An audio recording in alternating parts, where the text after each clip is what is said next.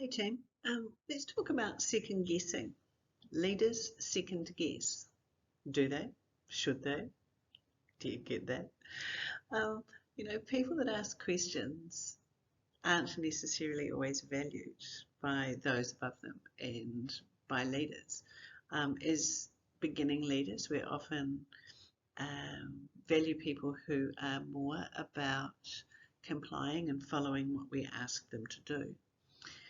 However, good leaders value questioners and should be questioning themselves and second guessing decisions. And so I want to explore this a little bit today. We can be influenced by feedback, by failure, and by a drive for success, and sometimes perfection. In doing this, a lot of self-talk happens. We go over and over things in our heads, and we can ask, is it a good thing? And I think it is a good thing for many things. The point is when we sort of go over it too often in our heads and we don't spit anything else out, we get into analysis paralysis and we don't get things done. We spend too much time ruminating or second guessing. However, it could be a really good thing. I do know for myself, my best ideas come from brewing things over in my head. I let the thinking permeate and disturb me. My thoughts get interrupted and I know something difficult, challenging, and usually really, really good is going to come from it all. When I'm challenged with something new though, my brain engages quickly and I usually react with a comment and a facial expression that is easily read, and sometimes it's not the best facial expression, and I am learning to try and manage both of these. I wish I could sit and listen better and brew over in silence. I really envy those who can just take a suggestion or feedback or critique and not comment. I do try really hard, but I fail miserably at this often. I'm learning though that I can comment, I can question, but I don't have to make a decision.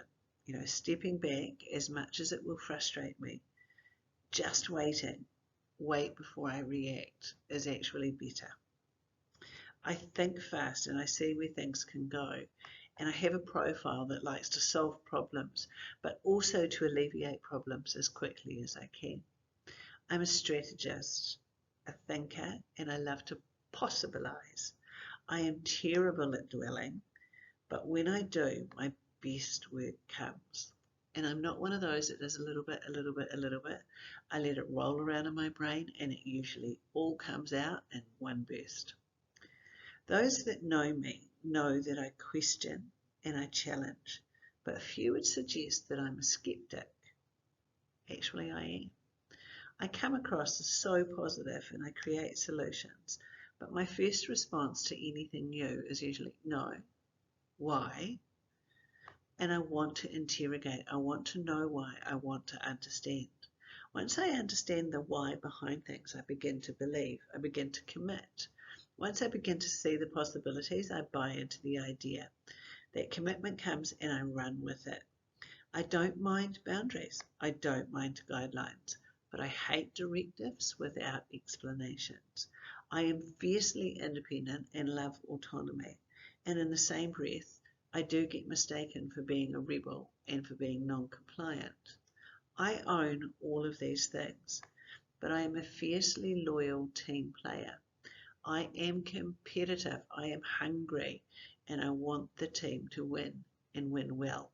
I hate failure, so I want to get it right. And to do so, I want clarity and direction, but I want choice in that. I want the ability to ask questions and the freedom to think. I want the ability to just run with an idea once we have thrashed it out. I don't want to be micromanaged. And if you want to give me a directive, no problem, but give me the opportunity to know the rationale behind it. Don't just dump it blind and expect me to follow. This is second guessing, and second guessing is so important in leadership. Blind acceptance is dangerous. It is as dangerous as being belligerent and defiant.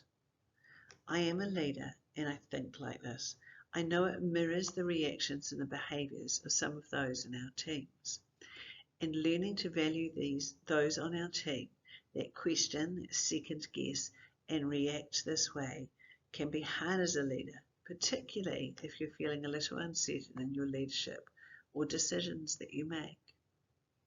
Those that second guess are, for the most part, seeking clarity so that they can commit.